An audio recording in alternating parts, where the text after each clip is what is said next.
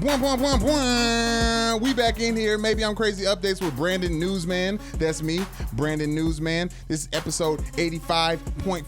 LeBron Town Road, episode 85 is already up in your streaming platforms. We should be everywhere. Go check that out. Magic Johnson tried to mess up the news week by sneaking in there and stepping down as the Lakers, but tricked your head, tricked your mind. Joy and I came back in there with a new episode. Bam, bam, bam, bam. We in YouTube, we in iTunes, we in Spotify, we in iHeartMedia, we in SoundCloud. We in here and we out here. Update podcast. Let's go straight off the top. Dwyane Wade scored 25 points, grabbed 11 rebounds, and delivered 10 assists, recording a triple-double in the last game of his NBA career. Now, Dwyane Wade, I don't know how you guys feel about him, but he's the most complete basketball player that I've had the pleasure of seeing since college on into the NBA, watching him win championships. Joy said it right the first time. LeBron wouldn't even came to Miami if Dwyane Wade wasn't at the peak of his abilities, okay? And he was a big part of all of those teams. He's one of the only guys I know that was able to turn hustle into an actual skill, being an undersized player, always defending, always shooting, always facilitating for other people. Let's look at these last closing performances of some greats of the game, right? Kobe, we all remember the 60-point game. Shouts out 1996, best day in Laker franchise. I'm saying that because you guys want to hear that. Dirk Nowitzki, last game for him last night as well. Shouts out to Dirk. 2010-1. Paul Pierce, he exerted himself into this conversation by saying that he had a better career than Dwyane Wade. You know, he gave you all Russell Westbrooks, you know, for his last performance. Then Dwyane Wade went out there in the Miami Heat jersey, gave you 25 buckets, 11 and 10. That is who he is, a true teammate. Everyone plays their role. Dwyane Wade knows his role. He's played it to a T, and he's also elevated other people to play their roles better. Think about the championship he won with Shaq. Shaq was on his way out, and he brought life into him. That stat line for Dwyane Wade in his final game proves to me that he's the ultimate teammate. He thanked all the players after the game for making this season about him. The Miami Heat really didn't have much to fight for all season long, so you made it about D-Wade. You made it about a legend. You made it about a teammate who cares about the team and everyone else over himself, and that's why he's such a big fan. That's why I'm such a big fan of his and the way he plays basketball. People love to compare basketball and football, and I always say you can't compare because you can play a one-on-one game of basketball and you can't play a one-on-one game of football. Dwyane Wade, on the other hand, is a team guy. That result of his last night proves that his team wanted him to go out on top. He wasn't going to give you a 60 burger like Kobe did. He wasn't going to give you 20 and 10 like Dirk, but the ultimate player is going to show up on all the stat lines in every game, and that's what Dwyane Wade was. Peanut butter to the jelly, whatever the weird thing with him and LeBron, it's all cool, it's all love. They brothers, they've been together forever. LeBron chose his brother, someone he's been with since the baggy shorts, big suits, fresh hairline days, you know what I mean, over sticking around for exit interviews with the Lakers, and I have no faults with him. ISO ball, team ball wins every time. That's why he's a champion. Shouts out to Dwyane Wade. Sticking with LeBron James news, the script for Space Jam 2 is going through a rewrite by producer Ryan Coogler. This is great news. When I saw Ryan Coogler was named as a producer, if you guys remember, it was right around the time that Black Panther was out. So it looked like a bunch of name dropping thing that the Lakers are used to anyways, and that Hollywood does. You know, throw a bunch of big names at it. You want people to watch it, put Brandon Newman on it. You know what I'm saying? Like this is a common practice. We've seen this before. But Ryan Coogler, who I trust as a visionary and knows exactly what he wants, and someone who grew up in town business, shouts out to the Yay area, someone who grew up watching Space Jam and understand the cultural importance of it and what it can do years and years and years moving forward, is now coming in and taking the reins of this narrative. The reason why he has to take the reins of the narrative, because these mother effing shoe deals are messing up everything. So the word is Kevin Durant is not going to do it because he wants to be LeBron James, so he's not doing it. Steph Curry can't do it because he's an Under Armour guy. James Harden can't do it because of his beard. Because he's Adidas, and like that's fine. I don't even want the real narrative, the original Space Jam narrative, anyways, because it's too cookie cutter. Sounds like they're going to focus on LeBron's family, which we're all interested in. Shouts out to Bronny, the next Dwyane Wade. I like that little take. Dwyane Wade's son isn't the next Dwyane Wade? No, LeBron James, but he's the next LeBron? Yeah. Okay. Anyways, all I want to say is This is good. As excited as I was when Magic Johnson stepped down, because okay, maybe it can be saved. Now I think Ryan Coogler's involvement in Space Jam 2 will save the movie, possibly. Everyone's hating. I don't know what it is now. Everyone's trying to. Obviously, the shoe deals are the ones paying these guys more contracts money than the NBA contracts they sign. So loyalties lie with the money. Loyalties lies with these brands. I hope we can see through this and try to come together, because some of these guys not necessarily want one of those guys to be one of the monsters in Space Jam. I don't even know what we're expecting out of this Space Jam 2. It could be. What's the number 2 that was terrible? Most of them. No, don't do that. What's the number 2 that was actually like they wasted our time? Anchorman 2. I could not be a bigger fan. I don't know about wasting time. I could not be a bigger fan of Anchorman 1, and I turned it off 15 minutes through the second one because it was going to ruin the whole franchise for me. That could be true, but I'm Too Fast, Too Furious. No, don't do that, because Ludacris shouts out. Well, let's talk about a good one. If this is Bad Boys 2, we're good. We need Bad Boys 2 here, right? LeBron. And I'm not sure that we're going to get that. I'm thinking maybe like a Gremlins 2, like Jingle All the Way 2, Jeepers Creepers 2, probably a good example of a great first movie and a terrible follow-up. Ooh, I like that. So all I'm saying is this could be good. My faith is in Ryan, and Ryan Coogler we trust. Ooh, this is fun news. Everybody, maybe I'm Crazy fans are going to be really excited about this. Okay, the Masters is this weekend, and Tiger Woods... Hey, man, I like golf, all right? Chill out with that. It is nice for sleeping, too, but you tripping. Woo! Like that one really bad game on a Sunday football. You like, I'm watching it, but I ain't watching it. You know what I'm saying? I'm going to pick up golf, too. I'm married now. That's a bit I'm working on. All right. The playoffs have been announced officially, and this is the landscape we're looking at. The Clippers play the Warriors in the first round. The Jazz played the Rockets in the first round. OKC got matched up with Portland Trailblazers, and Denver is going to lose to the Spurs in the first round. That's the only thing that I just put out. Like, I'm not calling any of these shots other than... You think? Yeah, okay, let's call it shots. OKC is probably going to beat the Portland Trailblazers. Like, facts. I'm not saying the city deserves more because it's OKC, but those players are better, and they deserve to get into the second round of the playoffs. Rockets and the Jazz, I don't know. Like, I guess at this point in time, this is interesting because, like when the Warriors played the Spurs and injuries played a big part moving forward, I think the Jazz have an opportunity to hurt Chris Paul. No, I didn't say that. I was saying rattle and shake the Rockets so that the bench players that they might need when they get matched up in the second round with the Warriors actually are in a rhythm and can get into moving, like, I don't know, a Lindsey Hunter for the Pistons. Shouts out. Yeah. Shouts out. Yeah, you and Donnie both in here. Warriors, that means Lindsey Hunter references coming soon. Warriors Clippers. Clippers gonna get a game or not? Yes. Warriors gonna, because the Warriors might not wake up for this. Is my only concern. Yes, the Clippers win game one. Clippers win game one. No, fly down. That's true. And get caught. The battle between the Lakers and the Clippers in LA right now is going to resonate. This is going to affect this because I'm telling you, people at the top aren't all the way in as much as they should be. That's just my theory based on the magnitude that could possibly happen with the Lakers in this offseason in the coming months. So, are you saying that Jerry West knows more than Rob Pelinka? I'm saying that as a fact. I'm saying that guy.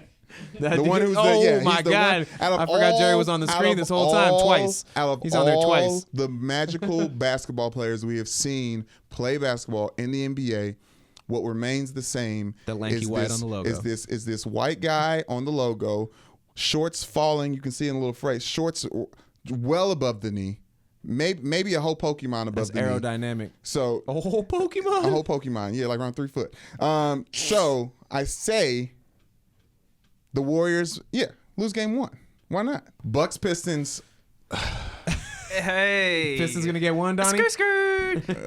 We're gonna get two. Yeah. Two? I'm calling 2 games. 2 games? Two Okay. games. All right. Milwaukee. Yes. You can't fully trust them. Yeah. I mean, they're number one, but it's Milwaukee. The best case scenario for the Pistons, they lose at home and get knocked out of playoffs at home, so everybody can go out downtown afterwards. Downtown's the scene in Detroit's growing. That's real. You know what I'm saying? It's beautiful down there. Yeah, get the revenue back into the city. Warm. Celtics, Pacers. Can you imagine if they had Oladipo though? If they had Oladipo though, this would be really something. It would be something It would be no Marcus Smart. It would for be the something. Celtics. It would be something to watch the fourth quarter of. Definitely that. That's about it. Okay, moving on. Everybody hates Kyrie. The Nets and the Sixers. Now, I have been as a fan of the big man. I have been on the side of the Sixers. I've seen them play pretty well They look like a second-round playoff team. But the Nets, if you want to see two teams really figure themselves out, this is going to be really interesting. That's a great way to put it. You know, this is going to be really interesting to watch going. And then next, you got Raptors in 3. You got Mo Bamba versus Kawhi, baby. You know what I'm saying? It's gonna be fun. Yeah, NBA playoffs. Watch all the games. Hey, I was told I needed to get better at transitions. So this is that. I'm pausing. That scream was us checking the tape. We in the film room watching the show. We're not watching this week's episode because Magic Johnson was very rude in how he didn't want to let everybody know that he was going to be leaving the Lakers and he wanted to go back to his fun life, and he's a free bird. Magic Johnson is a free bird. Honestly, how blessed is Magic Johnson to be? Just he's experienced life so much that he can get in front of a camera and tell everybody he's a free bird, and everybody's like, yeah, makes sense. I liked what LA Times columnist Bill Plaschke said about this. What did he say? Also Louisville native. Continue. Yep. He said that Magic is bigger than the Lakers. Magic doesn't belong to the Lakers. He belongs to the world. Okay, that's a terrible take because what? LeBron James is that exact same thing. Yeah. Roll the tape, Joy. Tell them what they need on that team. To me, this is Jeannie Buss's moment. Okay, now I'm a Jeannie Buss fan all the day. Huge Jeannie Buss supporter. I think that anyone who speaks ill of Jeannie Buss is a clown. And I mean that literally. Like you better recognize the basketball lineage that Jeannie Buss is. Jeannie just needs to step in, ignore all the haters that say you don't know basketball and you shouldn't make basketball decisions. Guess what? Their last name isn't Buss and their daddy isn't the good doctor, okay? Clean house, bring in whatever LeBron needs to be successful. He'll sit down and tell you what he needs and what he wants, put it around him, and get it going. Stop trying to make, like, everything's gotta be a star, and it's gotta be Jason Kidd, and it's gotta be Bob Myers, and, like, it's gotta make a splash. LA is already a splash. The Lakers are already the Lakers. Yeah. You don't need to reinvent what already works. You know what LeBron needs. He needs shooters, he needs a little bit of youth, he needs a savvy veteran, and he needs a coach that he feels comfortable with, and a GM that comes to work. Okay, let me break this down real quick. A lot of people are criticizing what Joy had to say, saying, oh, LeBron needs quite a lot. LeBron needs quite a bit to win a championship. Yeah.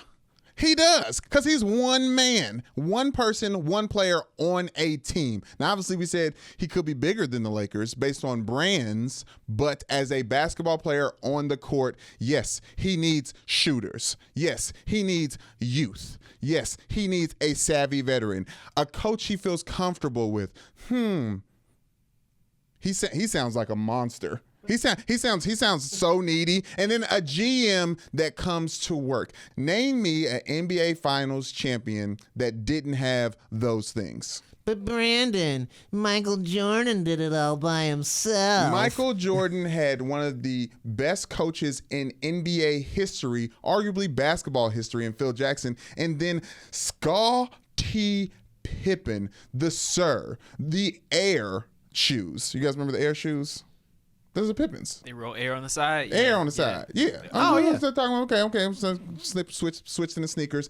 Michael Jeffrey Jordan has done nothing after Scottie Pippen and nothing before Scottie Pippen if we're going to classify accolades and success with championships. Because I think all of these players are doing quite a bit just being in the NBA, and that's a success in its own. So let's get some perspective. Thank you. Perspective. Let's get some perspective on what we're talking about right now.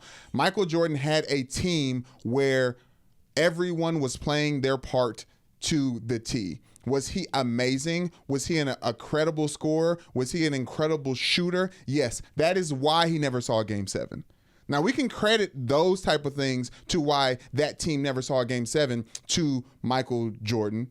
I don't want to argue about championship teams needing more than one star player on the team to win. That is asinine. It's disrespectful to the game of basketball. It's disrespectful to the players on the team. I am all for the narratives that these big names are the driving forces for these teams, leading them to where they need to go. But as we have seen in many games, in many athletic arenas, one person can't win a team game. There's a lot of people that need to be in the right places at the right time, doing the right thing, playing their role exactly the way they're supposed to play it to get NBA players, to get any of these teams to championships. So stop it. I am King Comments. All right, guys. I appreciate y'all staying with us with the upload. We snuck into your timeline with the Update Podcast. Y'all showing respect. I appreciate y'all watching. Don't forget, LeBron Town Road is up right now. Magic Johnson. Here's Magic Johnson thing, Rookie. You ready? I'm gonna take my ass out of LeBron Road. Look, ain't no more. Yeah. Anyways, LeBron Town. Slacks LeBron are Town on my Road. booty. yeah. Booty on the couch. Okay, we in the comments. Obviously, respect LeBron Town Road, episode 85, maybe on Crazy Podcast. But since the updated, we are going to be in the comments of the Lakers out of Magic. Okay, the Update Podcast. Carlos came in here saying, "Staying on top of things. #hard work. We appreciate. Thank you. We did it for you." Carlos and all the Carloses of the world. My ex-stepdad's name's Carlos. Shouts to Carlos. Would this even be of any importance if LeBron didn't play for the Lakers? I thought about this, James Wolf. I was like, everyone's talking about how cataclysmic, shouts out to Joyce Word, this whole thing was. And I'm just like, wait a minute. People step down all the time, right? Like this is like moves happen all the time. But for mogul Magic Johnson, who I grew up going to his movie theaters in Detroit, shouts out to Roseville. As much as I love Magic, he's not right for the job. The grind is real. Keep LeBron. #rebuild. #missing great Lakers. #maybe I'm crazy. Oh my God, that was my mom. Yes. I was about to compliment the comment and say thank you guys, appreciate it. Appreciate you. My soon. mom maybe I'm crazy behind everything, or grands are great. Talking about her grandkids. Me and Michelle laugh about my mom's hashtags all day. Well, hey. I'm so mad that she snuck into the show. So mad Selena snuck into the show. I'm happy she's in there, and I love the double entendre that is Great Lakers. Yeah, what is it? Yeah, Miss Great. Yes. I don't know if I can read anything else. My mom's on the thing. LeVar was right. LeVar was Never right lost. again. LeVar being right is probably one of the craziest things that have happened in this whole mess. Like, let's take a pause to recognize that never lost. Took a couple L's, but never lost. Okay. And he was right. If they fire Luke Walton and play better next year, and that coach starts Lonzo and Lonzo stays healthy, then LeVar was right again. Honestly, you might think it's a crazy take, and this might be knee-jerky, like Magic Johnson decided to step down from the Lakers as a president. So what you feel? The new NBA now, the way the game is run, was it fair to say it's kind of like an AAU game? That's what people say. Okay, like maybe some grassroots basketball? Mm-hmm. Like a JBA type of situation, even perhaps? I'm saying LeVar could coach the Lakers. LeVar could coach the Lakers. All right, let's keep it scrolling. I got a theory here. A lot of words. My theory is why Magic left the job was because Rob Pelinka. Magic did not want to keep Pelinka, and Jeannie Buss did not let him fire Pelinka and hire someone that has a relationship with trust. Jeannie was fine with Magic firing Luke. I'm not reading all this. Mike Havoc says trade LeChump. Listen, I took French in high school, so any word I'm a big fan of. You know what I'm saying? Yeah. Le Champ. Yeah. Le Trump. Okay. Wanted this. Thank you, Ishmael. I think that's how you say his name. Wherever King James goes, expect drama. No one is safe. More to come. Okay. All right. That's the most Captain Obvious take ever. And also, that doesn't mean necessarily it's bad. This Is Us is the most popular television on television. I think I said television on television. I think you read it wrong because I think it's written as drama, which actually is pretty exciting. You know what that means? It means it needs to stay on TNT. They know drama. Let's go. Love the different angles and vibes of this mini pod. Huge W team. Yes, Chica. Go team. You gonna scroll up some more? I thought that was a good one. Yeah. Now you gonna decide when we in. Now you gonna decide. Okay, we're in on this one. You may be right, Joy. Says Christopher. Episode 85, LeBron Town Road is still there. Eddie House is a great guest. We love having him. Y'all make sure to subscribe. Tell your friends about Maybe I'm Crazy. Follow us on Maybe I'm Crazy Pod on Twitter, Facebook, Instagram, YouTube. Tell your friends about us again. And then also after you tell your friends, tell your friends and tell your friends, because we trying to grow and spread. And y'all love us and we want more people to love us. So we appreciate y'all. It's the Crazy Gang. We out. Gang, gang.